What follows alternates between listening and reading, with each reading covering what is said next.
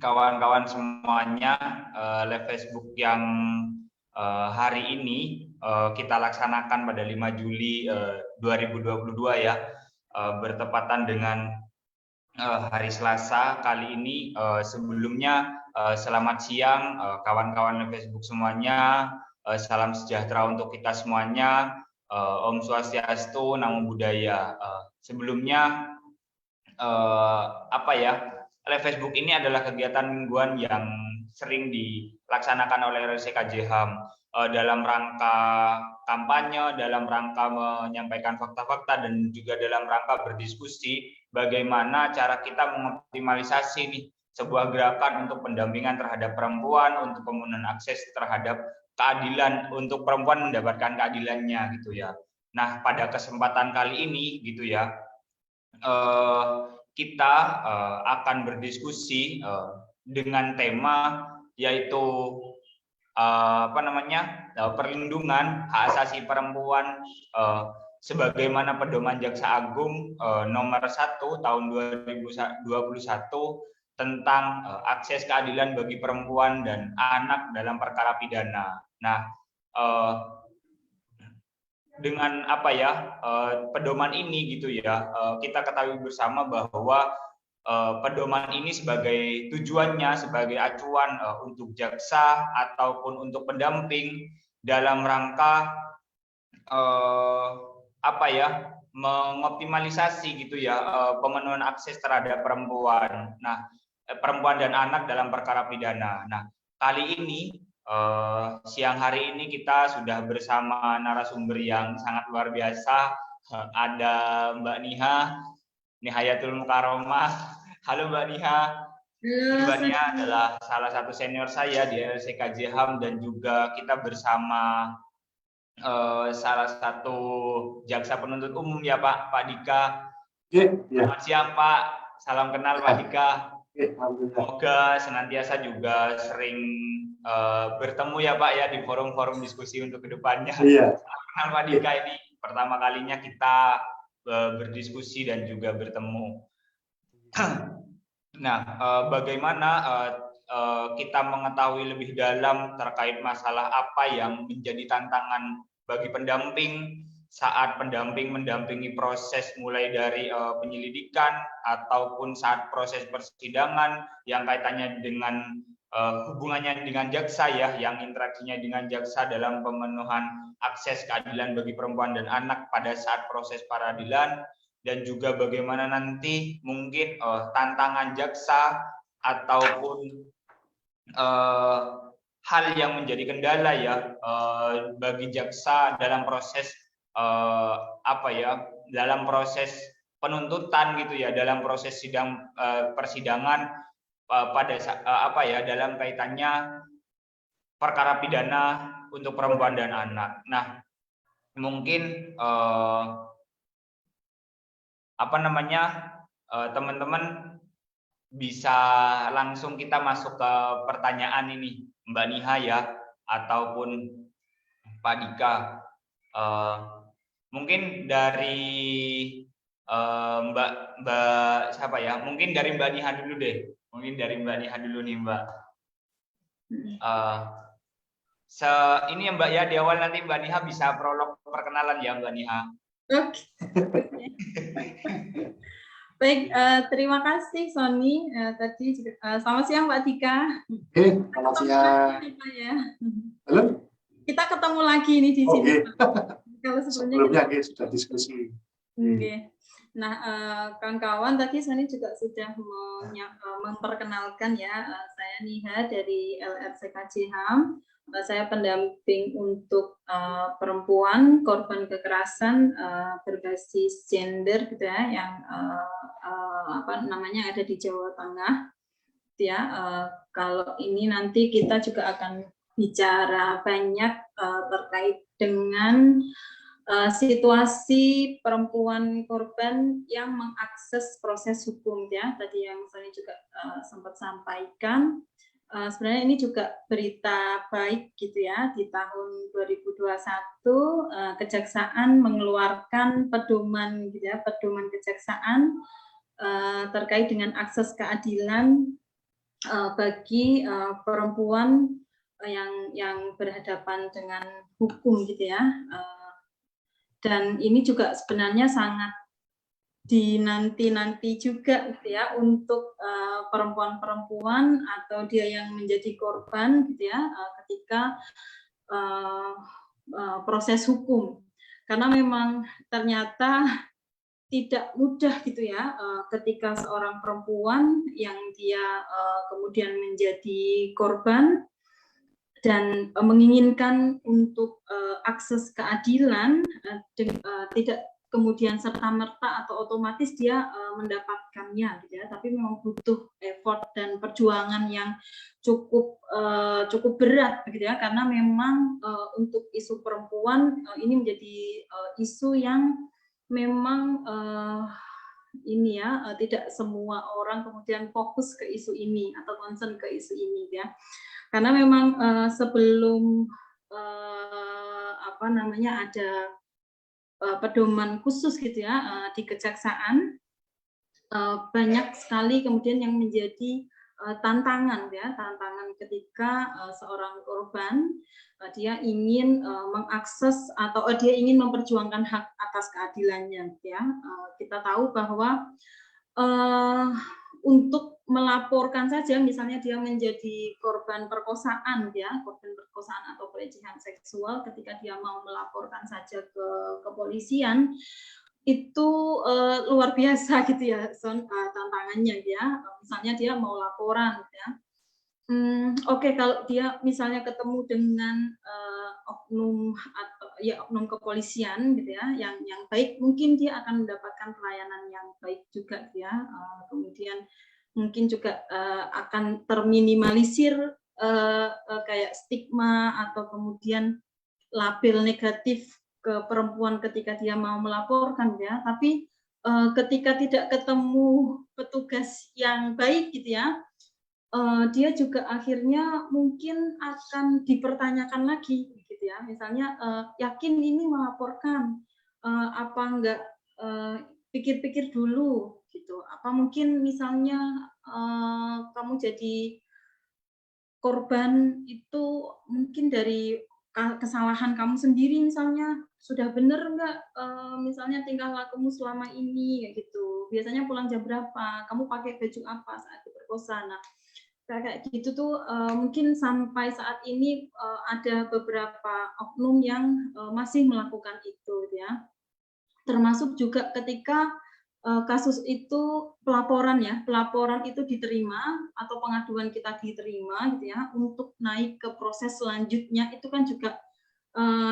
butuh effort yang cukup kuat juga gitu ya. Misalnya gitu ya, alat buktinya, saksinya, ada nggak saksinya kayak gitu, atau kemudian dia diminta untuk menjelaskan apa namanya kronologis kejadian, bahkan berulang-ulang gitu ya, misalnya pas saat pertama di SPKT dia sudah diminta untuk cerita, kemudian naik ke proses klarifikasi, penyelidikan, bahkan nanti penyidikan juga masih lagi diminta untuk keterangannya masih kurang, masih ini belum cukup. Nah, dia diminta berkali-kali untuk bercerita. Nah, mungkin untuk orang yang bukan korban melihat itu sebagai hal yang biasa gitu ya. Tapi ketika korban yang diminta untuk menceritakan ulang lagi, ini suatu hal yang sangat berat begitu ya. Nah, apalagi apa namanya setelah naik tahap ke proses penyidikan atau dilimpahkan ke kejaksaan ya.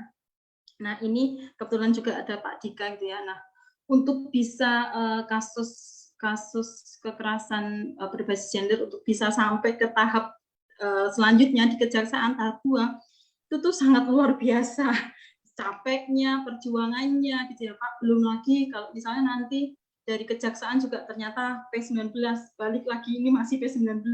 Kita yang pendamping atau kita yang korban itu juga cukup melelahkan ya. Apalagi ketika harus menguraikan kronologis kejadiannya seperti apa gitu ya, dan ini berkaitan misalnya perkosaan kan seksualitas, dan ketika itu dipertanyakan lagi, bahkan misalnya di depan banyak penyidik atau di depan banyak orang, kayak gitu ya, itu juga menjadi hal yang mungkin dikatakan apa ya, karena memang belum semua orang perhatian dengan isu ini, gitu ya. Kadang korban juga merasa malu karena diminta keterangan, misalnya waktu belum ada ruangan khusus gitu ya, di ruangan yang di situ banyak penyidiknya, kemudian juga berlalu lalang banyak orang yang diminta keterangan, dan kemudian korban juga ditanya tentang kronologis kasusnya seperti apa, kemudian itu juga menjadi tantangan tersendiri buat korban. Nah,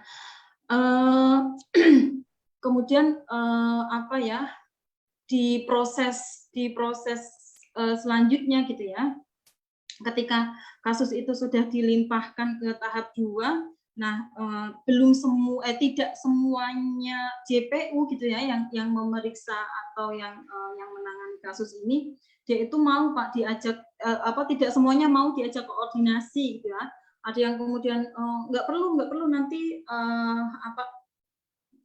kita nanti ketemu aja langsung di persidangan, proses persidangan ya, nggak perlu lagi ketemu dengan korban. Padahal yang namanya korban itu pengen mengetahui kasus saya sudah sampai mana ya perkembangannya, kayak gitu. Atau misalnya ini nanti bagaimana ya proses di persidangan, jaksa saya nanti seperti apa ya, katanya jaksa itu kan pengacaranya korban ya. Ketika korban pengen ketemu untuk persiapan nanti proses persidangan, ada jaksa yang nggak mau nih bertemu, atau misalnya sekedar untuk koordinasi kasusnya itu ada yang nggak mau kayak gitu. Nah ini juga menjadi salah satu tantangan gitu ya, ketika dalam proses-proses kasus-kasus untuk perempuan. Nah, tapi gitu ya, kemudian ketika kita melihat dan membaca kembali pedoman kejaksaan nomor 1 tahun 2021, ini sangat luar biasa gitu ya, bagus banget gitu menurutku, karena ini ketika nanti diimplementasikan, korban itu dia akan merasa dihargai sebagai manusia gitu ya, karena memang di situ sangat menjunjung tinggi hak asasi gitu ya, kemudian kehormatan, martabat, kemudian tidak mengintimidasi gitu ya, tidak menyalahkan, bahkan dilarang untuk menanyai seksualitas atau latar belakang seksualitas korban gitu ya. Kemudian juga di dalam pedoman ini itu kan juga jaksa ketika misalnya menguraikan dakwaan atau membuat tuntutan, itu juga bagaimana untuk ketika tidak diperlukan ya nggak perlu membuat yang sampai detail vulgar seksualitas atau kronologis kejadian kekerasan seksual yang dialami korban gitu ya. Kemudian juga banyak hal gitu ya, nanti Pak Dika mungkin akan lebih banyak menginfokan tentang pedoman ini, apa saja sih hak-hak korban yang bisa didapatkan ya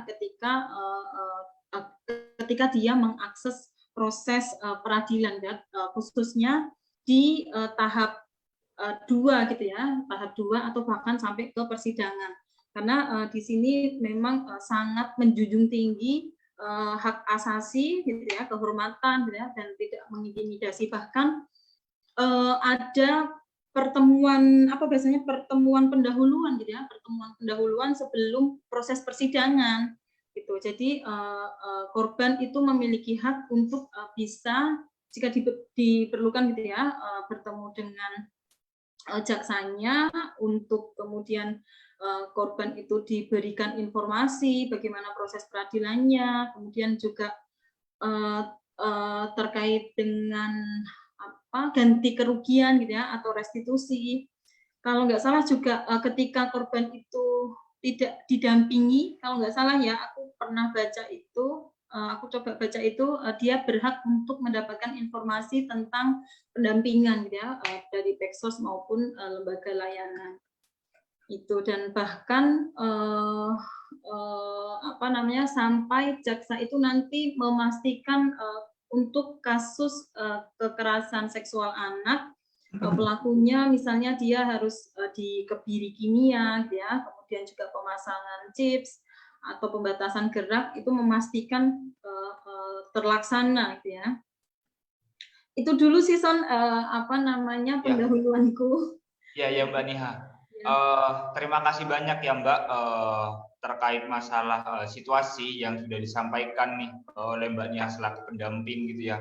Bagaimana temuan-temuan dan fakta-fakta pendampingan saat situasi proses peradilan gitu ya. Kali ini kita coba tanyakan nih Pak Dika gitu ya. Sebenarnya bagaimana sih Pak sebenarnya tujuan ataupun ruang lingkup dari pedoman ini gitu ya? Semelisik lebih dalam terkait masalah substansi, sebenarnya dari apa yang sudah disampaikan tadi ya oleh Mbak Niha, temuan oleh Mbak Niha dan situasi pendampingan yang sudah digambarkan oleh Mbak Niha. Nah sebenarnya tujuan dan ruang lingkup pedoman ini sebenarnya apa sih? Mungkin Pak Dika bisa jelaskan nih Pak. Waktu dan tempat saya persilahkan, Pak. Oke, terima kasih Mas Sony ya. Saya Dika Wisnu, biasa dipanggil Pak Dika. Ya. Saya memang kasasi penuntutan di tindak pidana umum. Jadi begini, memang terkait dengan dikeluarkannya Pedoman Nomor 1 Tahun 2021 tentang akses keadilan bagi perempuan dan anak dalam penanganan perkara pidana. Jadi dengan diterbitkannya pedoman ini sebagaimana tujuan utamanya adalah sebagai pedoman bagi jaksa dalam rangka penyelesaian perkara yang melibatkan anak, baik itu anak sebagai pelaku maupun baik itu anak sebagai korban, maupun juga terkait dengan perkara perempuan sebagai korban. Tapi di sini lebih general, pedoman ini ditujukan sebagai acuan dasar bagi jaksa dalam tahapannya, baik itu dari sisi pra penuntutan, dalam penuntutan maupun dalam nanti seperti yang Mbak Nehatul tadi sebutkan, mungkin adanya penggantian maupun pendampingan dari proses persidangan itu sendiri, seperti ada penunjukan peksos didampingi ketika mungkin si anak atau si keluarga ini tidak memiliki keluarga orang tua lagi. Sebagai jaksa bisa kemudian memberikan saran, terutama dalam proses penyidikan itu untuk didampingi oleh Dinsos maupun pekerja sosial itu untuk mendampingi dalam proses penyidikan maupun nanti penuntutan sampai dengan putusan berkekuatan hukum tetap. Seperti itu. Kalau latar belakangnya memang pemenuhan akses keadilan bagi perempuan dan anak dalam penanganan perkara pidana. Seperti itu secara umumnya. Terkait dengan tujuannya sendiri, memang pedoman ini bertujuan untuk mengoptimalisasi pemenuhan akses keadilan bagi perempuan dan anak dalam segala proses atau segala perkara pidana. Untuk maksudnya, pedoman ini dimaksudkan sebagai acuan bagi jaksa dalam pemenuhan akses keadilan bagi perempuan dan anak yang berhadapan dengan hukum dalam penanganan perkara pidana. Nah, berhadapan dengan hukum sendiri di sini bisa kita deskripsikan sebagai baik sebagai korban, saksi maupun kepada pelaku. Jadi ada 3, sebagai saksi, sebagai korban maupun sebagai pelaku. Seperti itu. Iya. Gitu Mas. Cukup Pak Dika. Itu tadi ini ya Pak ya, tujuan dan ruang lingkup ya. Mungkin Pak Dika juga bisa ini Pak beri apa ya, sebenarnya substansi dari pedoman ini sebenarnya apa sih Pak? Mungkin Pak Dika bisa gambarkan nih Pak. Dari pedoman ini sebenarnya substansinya apa sih yang berada di dalamnya gitu? Mungkin Pak Dika bisa gambarkan mungkin Pak. Nah, sesuai dengan namanya ini kan pedoman. Jadi ibarat kata buku sakunya bagi para jaksa untuk menangani perkara pidana umum, terutama yang berkaitan dengan perempuan dan anak, baik itu perempuan sebagai korban ataupun sebagai saksi. Itu sama, kepada perempuan dan korban atau saksi anak pun sama. Ini memang mengatur secara keseluruhan dari tahap pra penuntutan, tadi yang disebutkan dari tahap penyidikan, sebenarnya pra penuntutan itu dari proses pemberkasan, jika pelaporan di kepolisian, kemudian bagaimana sistematikanya. Tapi memang di sini karena ini dikeluarkan oleh kejaksaan, artinya lebih melekat kepada bagaimana jaksa mensikapi atau sikap jaksa terkait dengan penanganan perkara pidana yang melibatkan perempuan dan anak. Memang di situ diatur sikap jaksa ketika dilakukan penyidikan. Dalam tahap penyidikan apa-apa saja yang harus dilakukan. Seperti tadi disebutkan Mbak Nia itu, ini kan kadang ada jaksa itu yang mungkin sulit ditemui, atau mungkin bagaimana ketika nanti prosesnya baik itu di penyidikan maupun ketika di proses penuntutan, di persidangan. Nah, dengan dikeluarkannya pedoman ini, otomatis jaksa harus merubah stigma itu, stigma seperti itu. Jadi terkait dengan pedoman ini, sikap jaksa terkait dengan penanganan perkara itu harus seperti apa, semuanya sudah dituangkan dalam pedoman ini.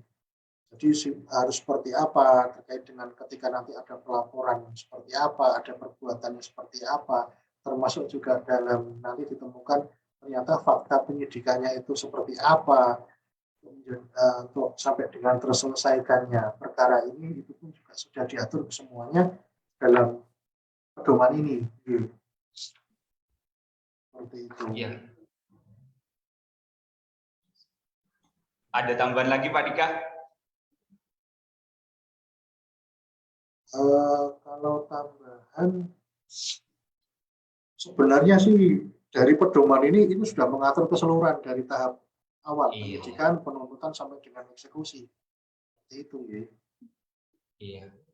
Nah, dari ini ya yang sudah disampaikan oleh Pak Dika gitu ya, terkait masalah tujuan dan juga ruang lingkup, dan juga tadi digambarkan bagaimana sebenarnya substansi dari pedoman Jaksa Agung ini gitu ya.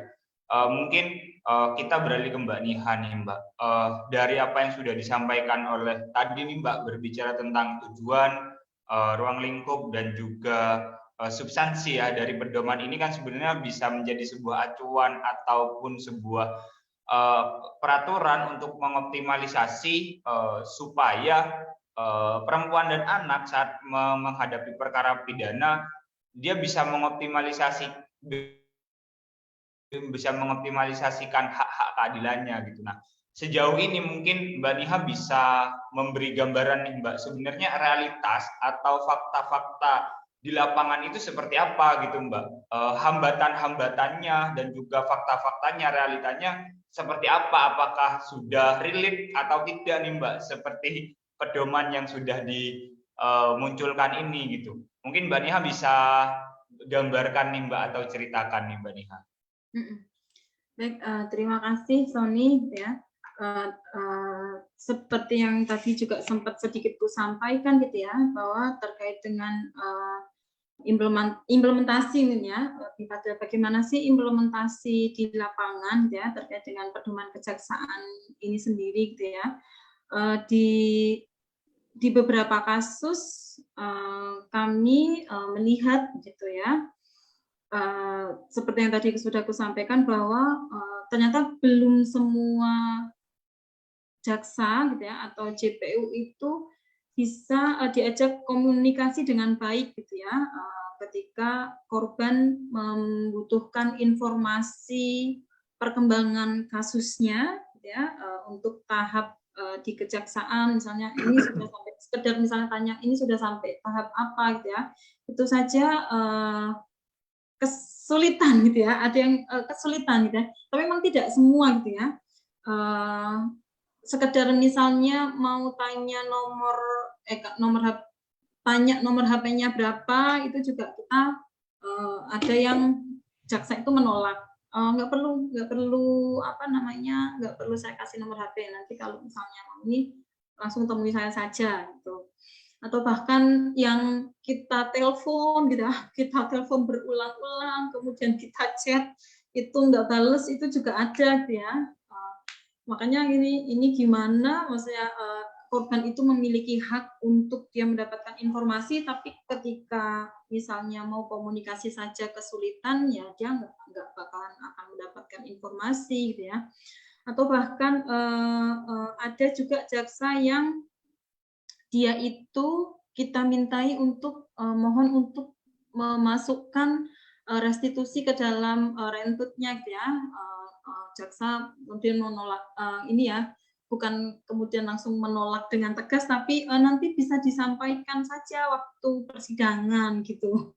Dia diminta untuk ya udah sampaikan sendiri aja kayak gitu. Padahal kan kalau kita baca di dalam pedomannya gitu ya, jaksa juga di situ dia apa namanya bisa memasukkan restitusi ke dalam dakwaannya, ke dalam dakwaan dan ke dalam tuntutannya gitu ya. Tapi kemudian waktu kita pernah ada kasus itu, justru korban sendiri yang diminta untuk menyampaikan langsung.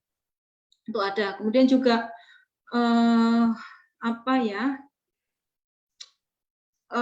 Tapi juga jaksa yang baik gitu ya, artinya yang dia benar-benar mengimplementasikan pedoman ini itu juga cukup banyak gitu ya, atau bahkan sebelum pedoman ini dikeluarkan gitu ya, dulu itu kita ada jaksa yang di Kejari Semarang itu Pak, dia itu melakukan pertemuan pendahuluan gitu ya, sebelum pedoman ini dikeluarkan. Jadi dia itu menemui korban, ya, kemudian menanyakan kondisi korban sekarang bagaimana, ya.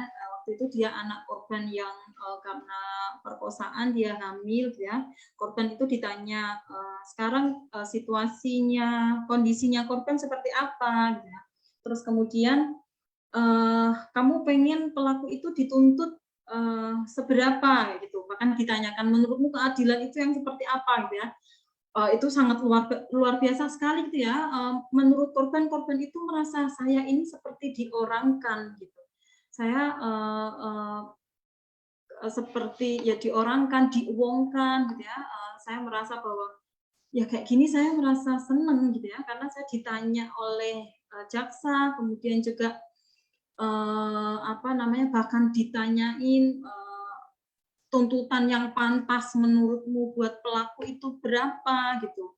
Kemudian juga nanti waktu persidangan ini ya nanti apa namanya datang, kemudian nanti bisa didampingi sama ini mbaknya sebagai pendamping kayak gitu, diberikan informasi. Nah dan sayangnya gitu ya, dan itu enggak ini maksudku by person gitu loh, enggak secara terstruktur atau belum semua, jadi belum semua jaksa itu bisa seperti itu gitu Sam. Dan ya itu bisa menjadi best practice gitu ya sebenarnya ketika apa namanya itu bisa dicontoh oleh jaksa-jaksa yang lain gitu ya, yang kemudian korban itu bisa nyaman ketika perkaranya ditangani oleh si ibu jaksa yang ini ya, baik banget orangnya. Dan itu ternyata substansinya ada nih di dalam pedoman apa yang sudah dilakukan oleh ibu itu sekitar tahun 2016 atau 17 ibunya itu udah bisa melakukan itu gitu ya, apa namanya seperti yang diatur di dalam pedoman ini, melakukan pertemuan pendahuluan gitu ya, kemudian menyampaikan hak-haknya korban seperti apa, kemudian dan sayangnya waktu itu memang yang untuk restitusi atau ganti kerugian itu belum terlalu ini ya, belum ada aturannya atau apa ya, karena waktu itu belum muncul yang soal ganti kerugian, belum ada restitusi. Ya, tapi ini yang diharapkan korban gitu ya, ketika misalnya ada jaksa yang bisa menginfokan, gitu ya, menginfokan, kemudian juga waktu koordinasi atau komunikasinya juga enak kayak gitu ya. Kooperatif gitu ya. Informatif, kooperatif, informatif itu yang mungkin diharapkan oleh perempuan korban yang lain gitu. Kemudian jangan menutup informasi gitu ya, menutup informasi atau ya itu ya tidak informatif gitulah. Nah, ini menjadikan korban juga merasa susah banget gitu ya, hanya sekedar untuk mendapatkan informasi perkembangan kasusnya saja tidak bisa kayak gitu. Iya, iya Mbak Nia. Terima kasih Mbak Nia atas ini ya apa hambatan-hambatan yang sudah diceritakan tadi. Nah, mungkin kita TikTok nih Mbak atau gantian nih Mbak gitu ya. Sebenarnya yang apa ya situasi yang terjadi mengapa pendamping ataupun korban ketika ingin mengakses keadilannya gitu ya atau mengoptimalisasi proses hukumnya selalu menemui kendala-kendala seperti itu gitu. Nah, mungkin Pak Dika bisa jelaskan nih sebenarnya situasi yang memfaktori munculnya kendala seperti itu situasi seperti apa sih Pak? Sebenarnya kok kenapa harus ada nih kendala-kendala seperti itu? Mungkin Pak Dika bisa jelaskan nih situasinya nih, Pak Dika. Ya, terima kasih Mas. Jadi memang begini Mas, maksudnya kalau saya tangkap tadi ya ada beberapa memang case ke lebih cenderung ke personalnya, ke personnya memang baik ada yang mungkin beliaunya interaktif, lebih aware terhadap perkara. Memang ada beberapa memang ya saya tidak bisa menyebutkan memang ada personnya memang karakter dari perorangannya seperti itu. Nah, itu ya memang kita agak-agak sulit memang kalau sudah karakter seperti itu. Memang dengan pedoman, diterbitkannya pedoman ini harapannya adalah merubah yang selama ini mungkin personnya, jaksanya itu tertutup terkait dengan penanganan perkara menjadi aware. Karena di sini kan harapannya jaksa itu dengan pedoman ini menjadi lebih terbuka, terutama terkait dengan pemohon atau pencari keadilan itu sendiri, baik terutama terhadap korban maupun keluarga. Cuman ada beberapa yang saya menjadi pertimbangan secara khusus, termasuk juga sebenarnya di diri saya sendiri. Saya secara umum memang ketika dimintai untuk nomor telepon itu memang saya sendiri pun membatasi hal itu, bukan bermaksud apa-apa, karena memang kami dituntut sebenarnya secara profesional. Artinya takutnya ketika nomor HP kemudian tersebar luas, ya sebenarnya kembali lagi teknologi itu akan dipergunakan oleh orangnya seperti apa. Ketika menjadi sarana untuk berkomunikasi dan konsultasi, itu kan menjadi tujuan yang baik. Tapi ketika disalahpergunakan menjadi hal yang tidak baik, akan menjadi imbas yang tidak baik.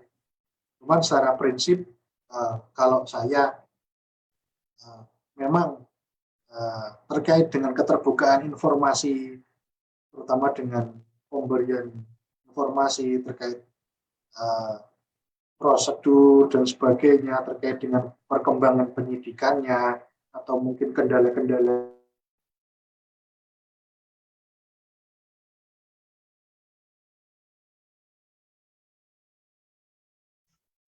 Halo Mbak Nia.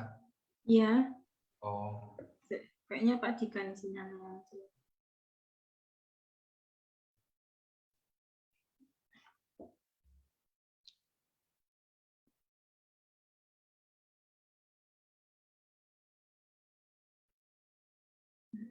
Oh, bisa lagi. Sinyalnya ini. Ya Pak, ya Pak. Bisa lanjut Pak Dika.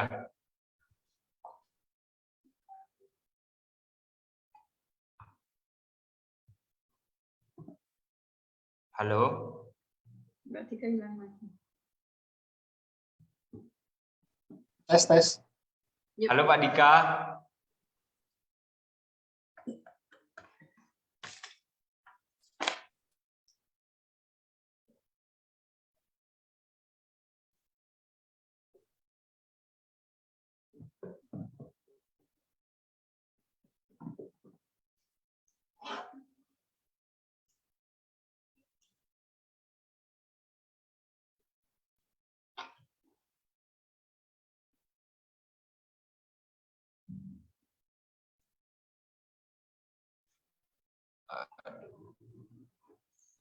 Tadi kehilangan lagi. Iya. Nah. Oh iya. Ini enggak tahu kenapa kok jaringannya tahu-tahu keluar gitu loh. Nggih. Iya, Pak. Ya, Tantangan kok pakai tahu-tahu ini. hilang. Gitu.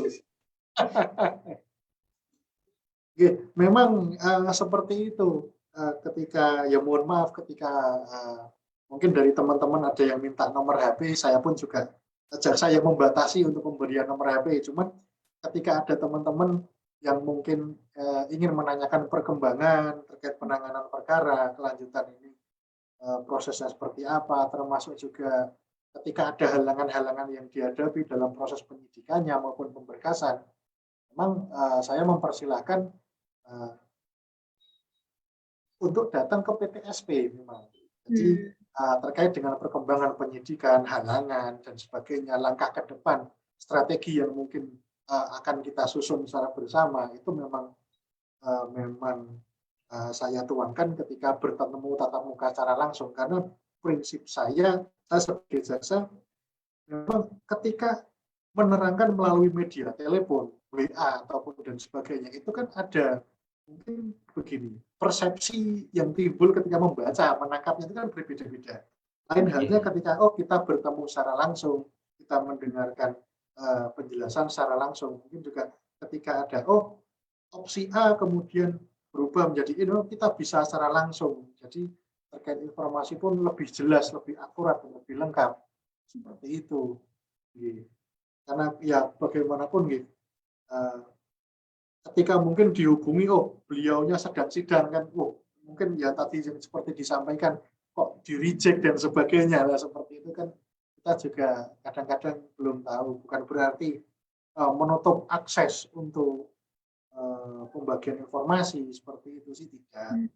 Memang ya salah satu kendala diantaranya mungkin ketika ada sidang pagi, kemudian minta informasi pagi. Di situ. Iya. Tapi ini insya Allah bisa, Mas. Kalau saya Pak. seperti itu prinsipnya memang. Iya. Halo. Karena memang ini ya Pak ya, artinya sebenarnya apa yang dirasakan oleh korban ataupun apa yang dirasakan oleh orang tua korban ataupun apa yang dirasakan oleh kuasa hukum ataupun pendamping korban gitu ya Pak ya. Sebenarnya jaksa kan adalah salah satu pihak yang tentunya kami harapkan gitu ya. Tentunya kami harapkan secara litigasi ataupun secara proses persidangan, proses peradilan untuk korban, kita sebenarnya punya harapan besar terhadap jaksa. Makanya kenapa kok kadang kita sebagai pendamping ketika tidak dapat respon atau dirasa tidak kooperatif, akhirnya kan kewaswasan ataupun kekhawatiran akan kemaksimalan hukum itu ditakutkan itu tidak terkabulkan gitu ya. Nah sebenarnya melanjutkan dari itu Pak Dika gitu ya. Tadi Pak Dika sudah menjelaskan tentang situasi nih yang menjadi sehingga terkadang jaksa dirasa kurang begitu kooperatif karena tadi Pak Dika sebenarnya sudah menggambarkan alasannya kenapa gitu. Nah mungkin dari hal-hal tersebut nih Pak, dari situasi tersebut gitu ya, akhirnya apa sih Pak upaya yang sudah dilakukan oleh jaksa untuk kemudian proses implementasi korban untuk mengakses keadilannya, untuk berkomunikasi, untuk mendapatkan informasi dan sebagainya, untuk mendapatkan itu gitu ya, dari hal-hal yang sudah digambarkan situasinya tadi, akhirnya usaha apa nih yang dilakukan oleh jaksa gitu ya untuk menghindari hal-hal tersebut terjadi gitu Pak, atau melakukan agar pedoman ini diimplementasikan secara maksimal nih Pak. Mungkin Pak Dika bisa jelaskan nih Pak. Ya, memang begini Mas, maksudnya untuk pemberian informasi dan sebagainya kita membuka seluas-luasnya, terutama terkait juga apa namanya kita kan ada fungsi controlling terkait dengan penanganan perkara. Jadi terkait dengan fungsi controlling itu memang di situ fungsi kontrol ada kasubsi pratut, kemudian dengan Pak Kasubidum, seperti itu terkait dengan fungsi kontrol penanganan perkara.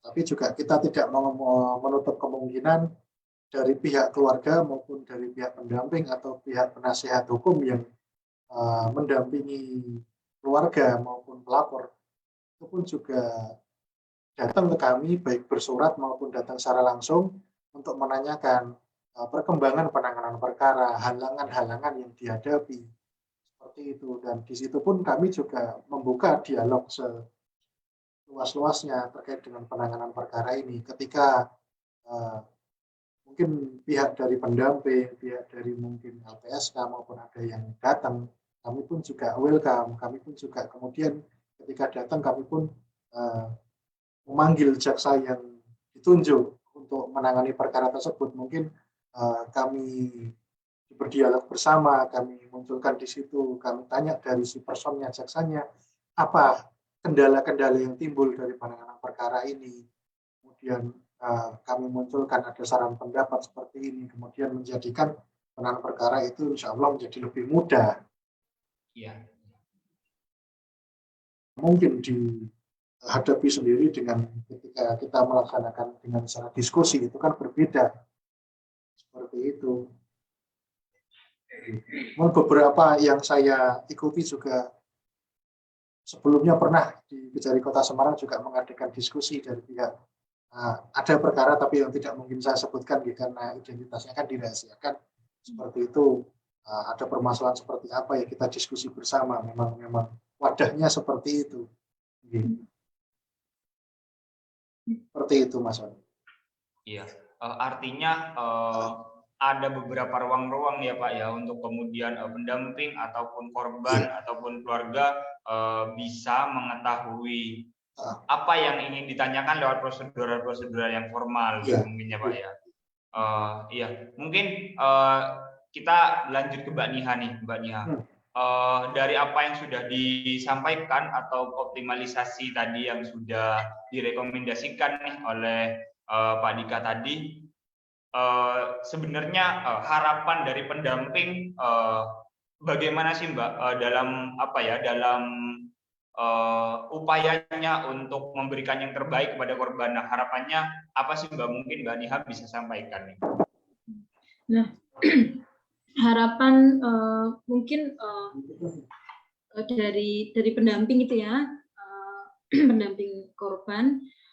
Tadi Pak Dika juga sebenarnya sudah membuka ruang yang sangat lebar gitu ya, ketika kita pendamping maupun keluarga maupun korban gitu ya, ketika mengalami hambatan gitu ya, atau kendala dalam kasusnya, kita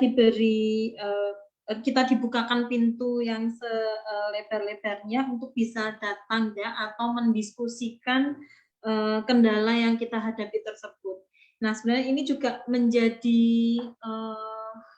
menjadi kebutuhan korban gitu ya maupun pendamping, karena memang tadi yang ku sampaikan bahwa untuk kasus kekerasan terhadap perempuan itu pasti tantangannya sangat luar biasa banyaknya gitu ya, yang kemudian menjadi kendala atau menjadi penghambat kasusnya itu bisa diproses misalnya, atau yang kemudian lama sekali nggak naik-naik gitu ya, bahkan sampai bertahun-tahun masih saja tahapannya di sini terus gitu ya, misalnya di penyelidikan atau penyidikan mau naik ke tahap selanjutnya aja kok susah kayak gitu. Nah, ini juga yang kemudian memang perlu adanya diskusi bareng gitu ya, untuk mencari strategi atau agar kendala itu bisa dijadikan strategi gitu. Nah, itu sebenarnya menjadi salah satu harapan tidak hanya pendamping ya, tapi juga harapan korban agar kasusnya juga bisa sampai ke proses persidangan, kemudian mendapatkan putusan dan pelaku juga mendapatkan sanksi gitu ya dari proses pidana ini gitu.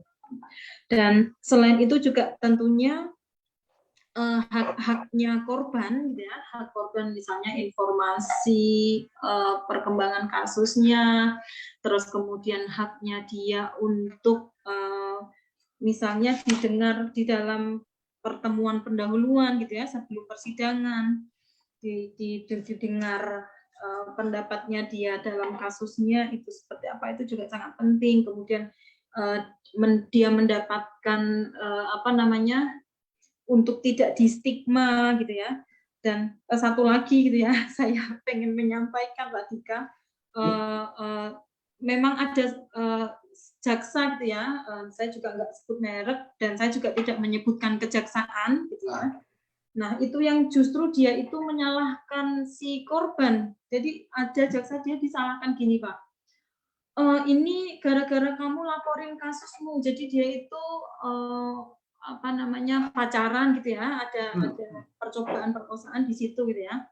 Ini gara-gara kamu laporan ini sih dia jadi nggak bisa ambil beasiswanya gitu. Kamu nggak kasihan, ini dia tuh punya potensi, seharusnya dia tuh dapat beasiswa ke luar negeri, sekarang gara-gara kamu laporin dia jadi gagal nih untuk kuliah beasiswanya ini. Nah, itu juga kemudian akan menyakiti korban.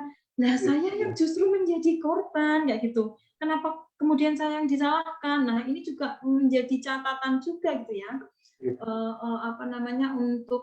Untuk jaksa agar juga menghargai menghormati hak asasi korban, bahwa dia tuh punya hak untuk mengakses keadilan gitu ya, bukan kemudian disalahkan kenapa kamu laporan gitu ya, dia seharusnya dapat beasiswa jadi nggak dapat nih kayak gitu. Nah, ini juga yang kemudian akan menyakiti korban ketika itu dilakukan terhadap korban.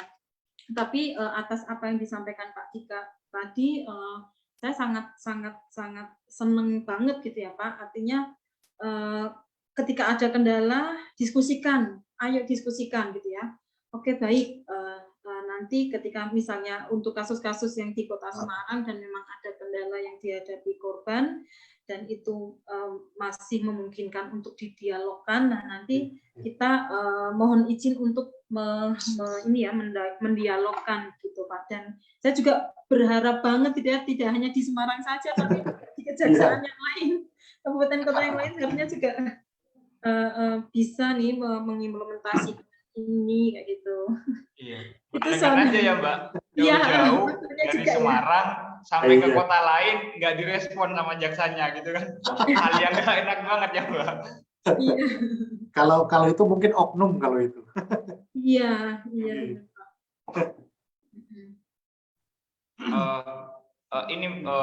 Saya melanjutkan ya Pak Dika ya. Dari tadi apa yang sudah diharapkan oleh Mbak Niha gitu ya. Sebenarnya saya di beberapa persidangan juga punya pengalaman pendampingan yang menurut saya itu menunjukkan bahwa ini loh sebenarnya fakta yang terjadi di lapangan relate atau tidak nih terhadap pedoman ini gitu ya. Bahkan saya pernah ini enggak hanya satu jaksa sih Pak di salah satu kabupaten gitu ya. Bahkan setelah saya bertemu dengan jaksa A, jaksa B pun juga sama karakter kerjanya gitu ya. Bayangkan saja ketika saya koordinasikan, tanyakan terkait masalah kapan sidang akan digelar gitu ya, tidak ada respon ataupun tidak ada jawaban dari jaksa, dan ternyata sidang itu dilaksanakan tanpa adanya pemberitahuan terhadap korban yang sudah bertanya, tanpa ada jawaban kepada pendamping yang sudah bertanya.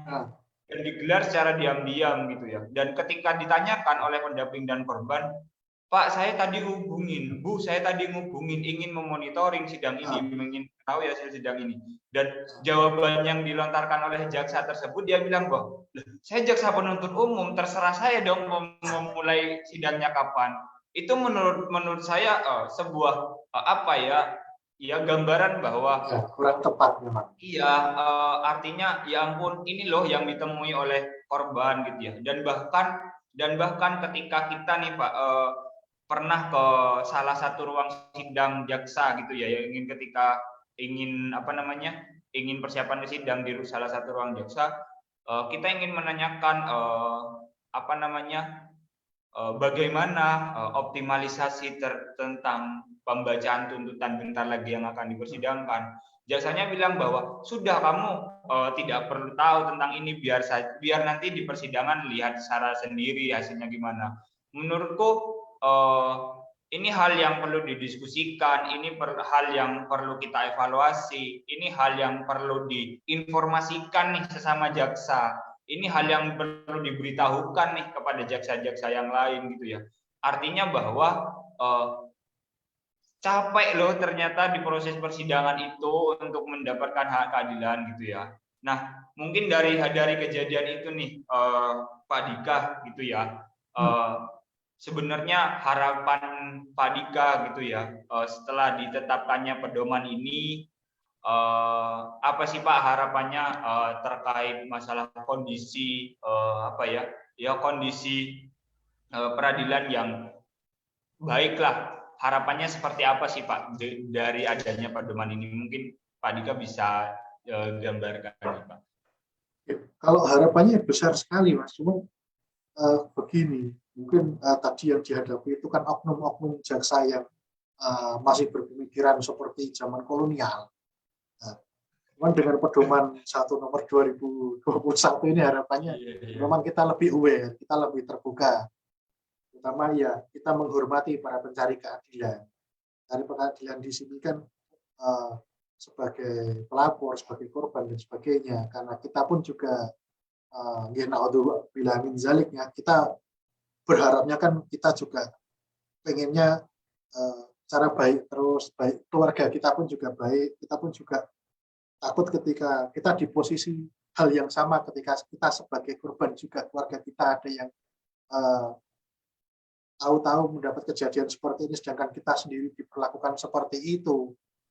Kita pun juga secara pribadi saya pun juga nggak ingin lah seperti itu. Tapi ya memang harapannya ini akan membentuk karakter keseluruhan secara lebih baik lagi. Seperti itu. Cuman tadi memang begini, memang banyak hal yang mempengaruhi tentang proses perkara ini sendiri. Bagaimanapun memang suatu kejadian sampai dengan bisa mengikuti persidangan memang ada tahapan-tahapannya, baik itu dari pelaporan, kemudian dilakukannya penyelidikan betul, kemudian naik ke penyidikan, kemudian dalam penyidikan itu kan kita harus memenuhi alat bukti. Memang terkait dengan alat bukti ini sendiri dalam KUHP diatur seminimalnya 2 alat bukti.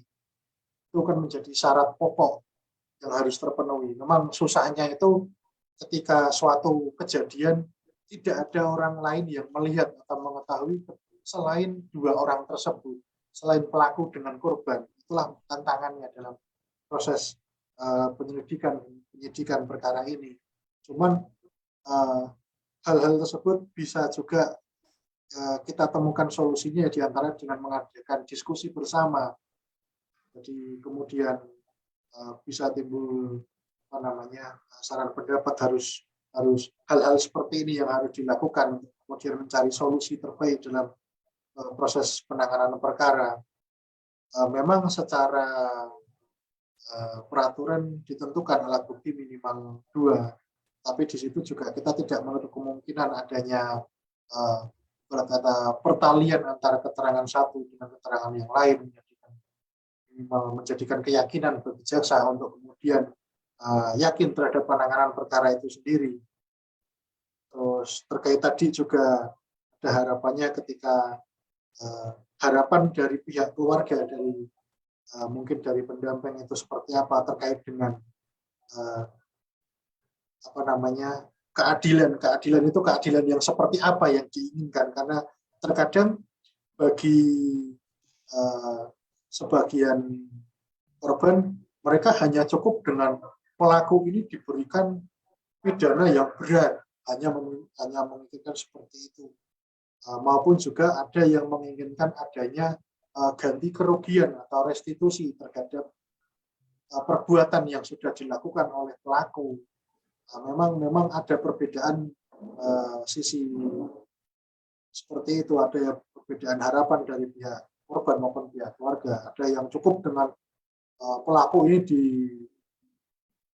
dituntut pidana yang tinggi, pidana penjara setinggi-tingginya, maupun juga ada permintaan ganti kerugian terkait dengan hak-hak korban. Mungkin ketika ada korban anak kemudian mengakibatkan anak ini menjadi mungkin dia stres dan sebagainya, itu kan butuh upaya dan butuh effort untuk mengembalikan ke keadaan semula seperti itu. Memang itu butuh proses panjang, memang tidak instan. Tapi harapannya dengan pedoman ini secara keseluruhan bisa terserap dan bisa dilaksanakan, menjadikan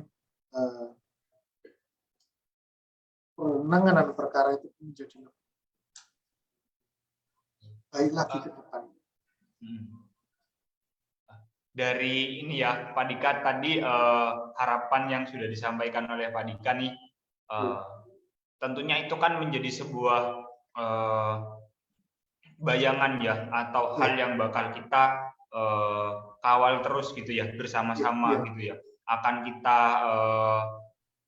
advokasi terus bersama-sama gitu ya. Dari hal tersebut mungkin lebih spesifik nih, Pak Dika bisa rekomendasi apa nih dari hambatan-hambatan yang sudah terjadi, rekomendasinya apa nih Pak untuk hal tersebut bisa ya segera membaik, bisa secepatnya membaik gitu. Rekomendasi apa nih Pak kira-kira? Ya memang salah satu yang paling mendasar adalah adanya komunikasi. Komunikasi diantaranya dari mungkin dari pendamping, dari terkadang juga dari keluarga. Memang adanya peran aktif dari semuanya di sini. Kemudian karena proses penyidikan dan sebagainya itu dilakukan oleh penyidik, dalam hal ini adalah kepolisian. Memang kita harus duduk bersama. Kita harus mengangkat persoalan yang timbul ini gimana, kemudian kita cari bersama solusinya. Itu memang salah satu kunci besarnya di situ. Dengan kita duduk bersama, kita mengadakan diskusi bersama terkait dengan penanganan perkara ini, harapannya bisa terselesaikan. Itu memang butuh proses, tapi dengan kesabaran dan dengan perjuangan bersama, insya Allah bisa.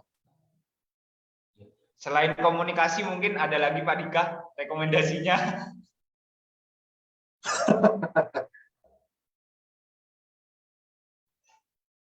Ya kalau mungkin, untuk mungkin Pak Dika dengan adanya penegakan terhadap jaksa-jaksa mungkin yang kurang profesionalitas atau apa ini Pak rekomendasinya Pak? Selain kalau begini, kalau memang untuk sosialisasi pedoman itu memang sudah dilakukan.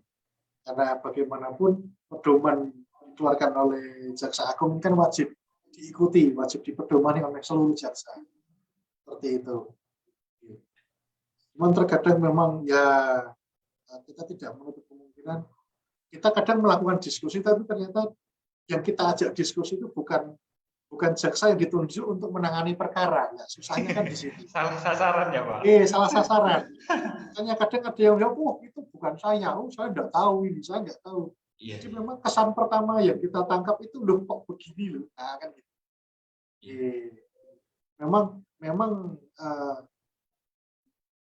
Memang kita membutuhkan usaha ketika mungkin kita datang, kita menanyakan terkait dengan pelaporan perkara pidana ini, siapa kemudian jaksa yang ditunjuk untuk menangani atau mengawal proses penyidikannya. Lah dari situlah akses masuknya, kemudian kita bisa memperoleh informasi adanya halangan, hambatan, atau bahkan terkait dengan fakta proses penyidikan itu sendiri seperti apa. Lah di situ baru terurai satu persatu. Dan ketika kita susahnya menanyakan kepada pihak yang tidak kompeten di situ, ya repot. Kadang-kadang kan seperti itu. Tapi ketika bertanya kepada langsung memang katakanlah saya ditunjuk untuk menangani, memang alurnya seperti ini step by step-nya kan bisa lebih terarah. Iya. Cuman ya seperti itu. Memang jawaban-jawaban seperti itu ketika kita menanyakan memang pihak yang tidak berkompeten terkait dengan penanganan perkara, ya itulah jawaban yang akan mereka keluarkan. Iya benar sekali itu Pak. Iya. Birokrasi hancur karena apa? Ya karena oknum. Birokrasi hancur karena oknum. Karena oknum ya. Mungkin dari Mbak Niha tadi sudah disampaikan ya Pak oleh Pak Dika terkait masalah harapan-harapannya dari jaksa. Mungkin kalau dari pendamping Mbak Niha, pendamping sendiri harapannya setelah ditetapkannya pedoman ini gitu ya.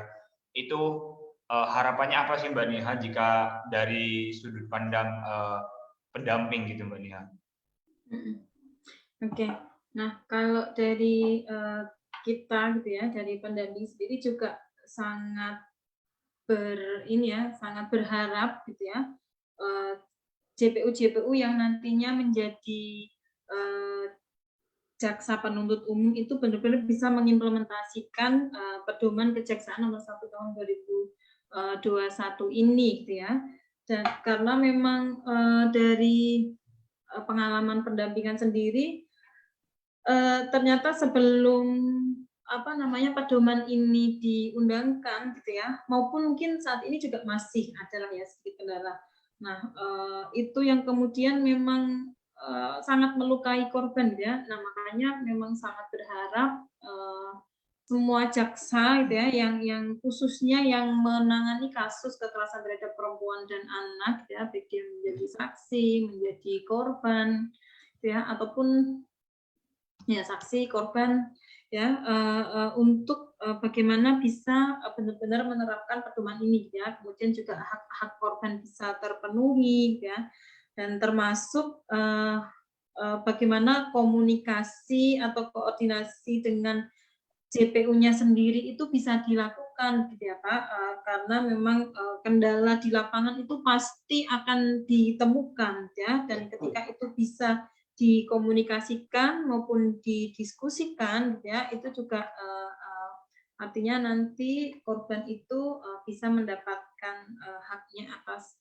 keadilan ya, termasuk juga karena tadi kita ngomong soal oknum gitu ya Pak, dan ternyata oknum yang mungkin belum memberikan hak asasi kepada korban ya, dan bahkan kemudian ada yang menyalahkan korban, itu kan juga ternyata masih ada gitu ya, masih saja ada ya.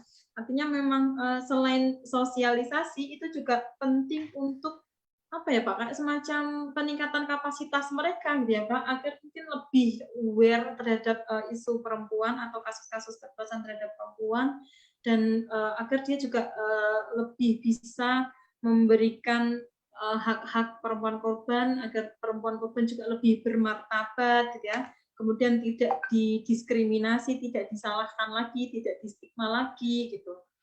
Jadi mungkin itu juga penting dilakukan ya.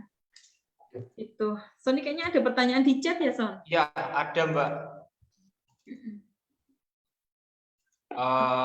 Halo, videoku kelihatan enggak ya? Iya tadi sempat putus-putus video. Ya, ini Mbak Niha dan juga Pak Dika, dari teman-teman yang menonton live Facebook ada pertanyaan nih Pak, satu nih Pak, Mbak Niha juga. Dari apa yang sudah dipaparkan gitu ya, entah dari Pak Dika ataupun Mbak Niha, hambatan-hambatan pengoptimalisasian pedoman ini gitu ya. Nah, dari hal yang terjadi tersebut, sanksi apa nih yang akan diterapkan ataupun rekomendasi apa nih yang akan dilakukan ketika ada oknum ataupun jaksa yang seperti itu gitu ya. Artinya apakah hanya sebatas teguran saja ataupun hanya sebatas ya udah menjadi catatan untuk pendamping, atau gimana nih, atau bagaimana ya Pak, Mbak Niha, terima kasih, katanya seperti itu. Tiga. Ini yang mana dulu ini yang menjawab ini? Ya. Saya dulu gitu ya. Ya. Oke, karena memang begini, di kejaksaan sendiri memang ada wadahnya baik untuk mengadukan gitu, saran pendapat, kritikan dan sebagainya. Baik itu kita bisa masukkan dalam satu institusi secara langsung, maksudnya dalam satu tingkat di situ, kita bisa melayangkan mungkin adanya melalui media surat sih, terutama terkait dengan mungkin apakah ada keluhan terkait dengan penanganan perkara sendiri, maupun juga melalui skop di pengawasan. Tapi kalau pengawasan sendiri kan lingkupnya untuk di Kejaksaan Tinggi. Kalau di Kejaksaan Negeri sendiri hanya ke fungsi kontrol pimpinan, makanya melalui ya, saya tidak menyarankan untuk kemudian mengadukan seluruh jaksa terkait A, B, C, D dan sebagainya, tentu tidak. Ya, tapi memang ada wadahnya, ada salurannya, yaitu untuk ke kritik dan saran. Terkait juga kalau di sini di Kejaksaan Negeri Kota Semarang kita ada nomornya itu untuk layanan aduan. Jadi ada aduan melalui WA, cuma nomornya sendiri saya kok kurang hafal, tapi ada memang itu. Nah, maupun disampaikan melalui media sosial, itu kan nanti ada linknya untuk kalau keluhan aduan seperti apa, nanti bisa disampaikan di situ perihalnya terkait dengan apa, mungkin keluhannya kemudian apa yang ditimbulkan seperti ini, nah nanti dituangkan secara rinci di situ. Oke.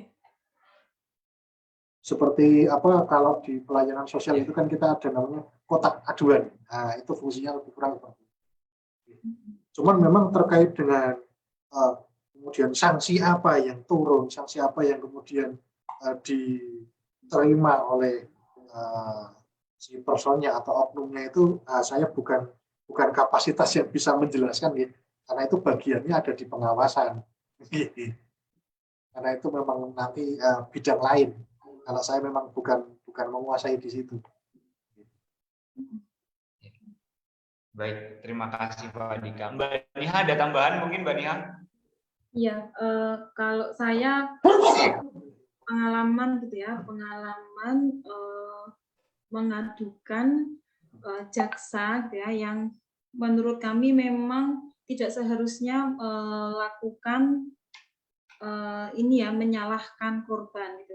Jadi kita pernah mengadukan salah satu oknum gitu ya, salah satu oknum jaksa. Saya tidak sebutkan kejaksaan mana ya, karena waktu itu kita suratkan kepada kejaksaan tersebut, kemudian Kejaksaan Tinggi, kemudian Komisi Kejaksaan, kemudian juga ada Komnas Perempuan. Tapi yang merespon waktu itu cuma satu gitu ya, ada satu yang merespon Komnas HAM gitu ya. Komnas HAM melakukan menindaklanjuti surat pengaduan kita, dan dia memang memproses gitu ya surat kita dengan mendatangi kejaksaan di mana jaksa kita laporkan. Kemudian di situ memang Komnas HAM itu menyampaikan kepada kita proses-prosesnya, proses penyidikannya, kemudian juga meminta kembali bahasanya ya, kita juga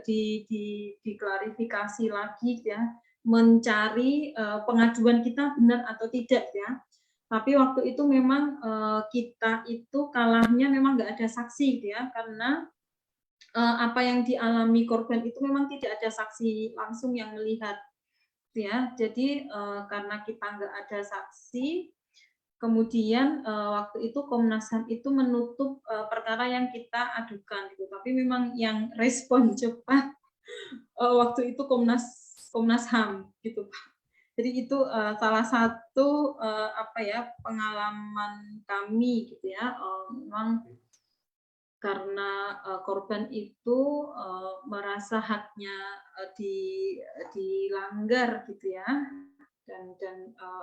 dan korban juga, saya nggak merasa hak saya dilanggar, kemudian oke, saya ingin melaporkan ini Mbak gitu ya, kemudian kita dampingi. Waktu itu yang merespon Komnas HAM. itu season satu pengalaman kita. Ya. Mohon maaf ya Pak, karena memang ada oknum laki-laki bukan kejaksaannya tapi ya, karena itu kan termasuk hak ya. Kita kan tidak bisa memilih itu. Itu kan memang hak. Tapi kalau di pedoman kejaksaan yang nomor 1 tahun 2021 itu kayaknya nggak mengatur tentang pelanggaran ya Pak ya? Misalnya, betul, ini hanya terkait prosedur tata cara. Iya. Memang untuk implementasi sanksi atau apa kalau tidak melaksanakan ini tidak tertera di situ. Itu ada di aturan internal nggih Pak? Oke. Kalau itu karena masuknya ke internal, makanya ke fungsi pengawasan. Gitu. Karena ini ya, mungkin Pak Dika, Mbak Niha, terima kasih banyak atas waktu yang sudah diluangkan ya. Sebenarnya Mbak Niha siang hari ini katanya mau ada mitra ini ketemu, tapi saya minta aja diskusi nih Pak, dan juga mungkin Pak Dika, mohon maaf kalau nabrak waktu sidangnya ataupun jadwal-jadwal yang lain. Saya ucapkan terima kasih banyak kepada Mbak Niha dan juga Pak Dika ya. Tapi tidak bisa pungkiri gitu ya, bahwa dialog-dialog seperti ini ataupun diskusi-diskusi seperti ini perlu kiranya kita terus lakukan gitu ya, dalam rangka optimalisasi, dalam rangka evaluasi, dan juga dalam rangka terus memperbaiki gitu evaluasi-evaluasi yang sudah terjadi. Fakta-fakta di lapangan perlu kita sampaikan, dan juga kendala-kendala yang dialami oleh jaksa penuntut umum juga kiranya perlu dipahami oleh pendamping. Itu menurutku sebuah komunikasi yang harus saling bersinergi gitu ya. Dalam artian sinergitas itu tak lain hanya untuk korban, untuk siapa lagi kalau bukan untuk korban gitu ya, dan untuk perbaikan hukum kita tentunya. Nah, terima kasih banyak kepada Pak Dika, kepada Mbak Niha atas waktunya. Semoga lain kali kita bisa terus bersinergi ya Mbak, dalam proses penanganan dan pendampingan terhadap kekerasan korban perempuan dan juga anak. Mungkin itu dari saya, kurang lebihnya terima kasih. Wallahul muwaffiq ila aqwamit thoriq. Wassalamualaikum warahmatullahi wabarakatuh. Waalaikumsalam warahmatullahi wabarakatuh.